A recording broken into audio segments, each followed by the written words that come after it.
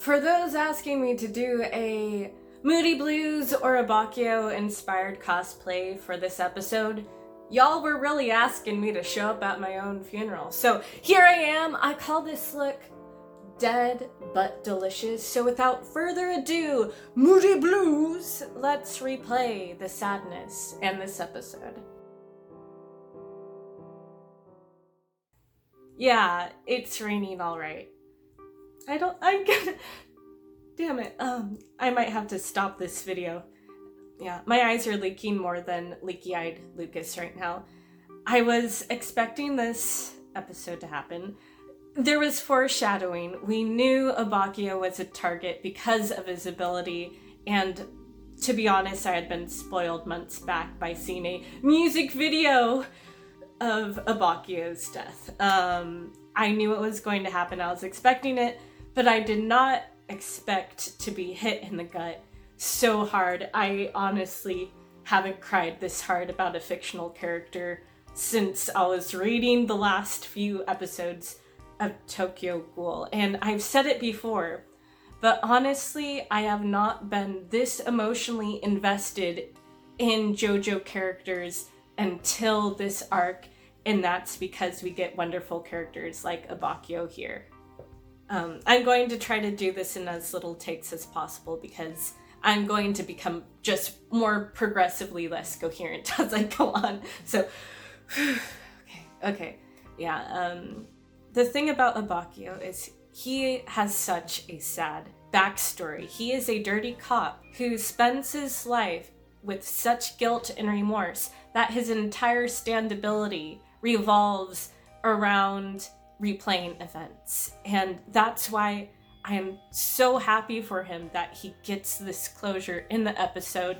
In heaven, wherever it is, we have that cafe scene with the bus stop, and he slowly realizes, this is my partner and I am dead. This is the final stop. This is the last stop for me. But I am so happy that his partner tells him, you did a good job. So he is free. The whole thing to his character that Bruno told him when he found him and met him was, don't die bound by your past. And I think safely we can say he doesn't have to live with guilt anymore. He succeeded and he finally left that imprint and the final clue for his team. It's been wonderful to see his character up to this point. He is my second favorite character, and it's because he's so complex. I wouldn't even say we've seen his character development. It's more like we've seen his self-realization as a character. At first, he's kind of a tsundere. So at first, when Giorno meets him, he's like this grumpy, ornery old grandpa who tries to make a 15-year-old drink his piss. And then he turns out to be the first member of Passione to jump aboard with his and Bruno's plan because he does truly care about people. He was smiling after those kids, and it's because he's such a caring person that he let his guard down, and that's why he got punched through the gut by the boss. Yeah, he's the boss is officially on my shit list now. I do feel like Abbacchio has found peace, but the saddest thing, I guess, I don't want to compare it quite to Full Metal Alchemist because that's god tier to me, but I think the saddest thing is sometimes the funeral or the discovery of the deceased person. So when the modern crusaders, as they're now called, go and find Abbacchio's dead body, that broke me. And if you think about it, so far Giorno, he's kind of emotionally constipated. He's been emotionally abused and neglected as a child, so usually he is so internal. So to see him and Narancia just start breaking down, and you can see him shaking. And I want to say, Bruno's not being callous there. I know I'm very defensive of Bruno, but he is biting his lip, and you can see he's visibly upset. However, he is still the team captain, and he wants to make sure that Abbacchio's death is not taken for granted, so he wants to go with that clue. No, I don't think he doesn't care. Those two have had a clear history and romance together with gay romantic subtext.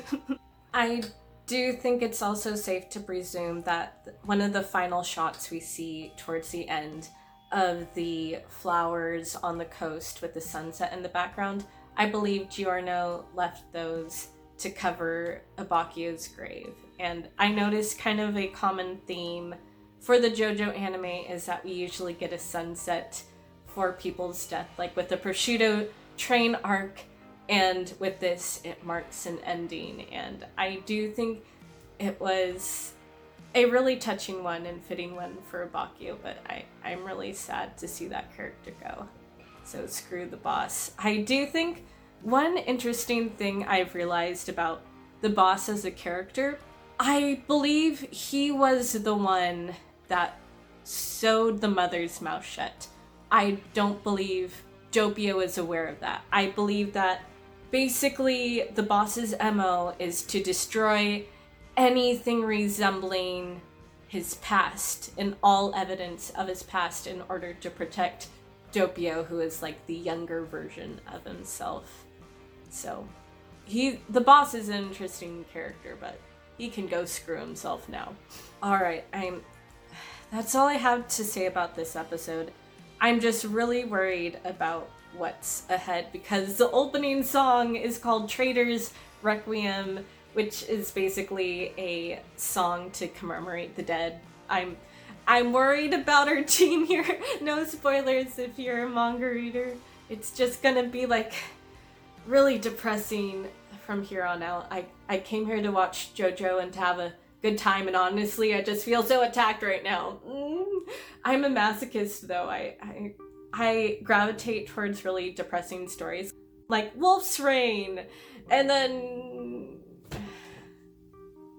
characters die and I get sad over it. It's a vicious cycle. I will never learn. I'm a masochist. All right. Let me know how you felt about this episode down below. Thanks, and I'll catch you on the flip side.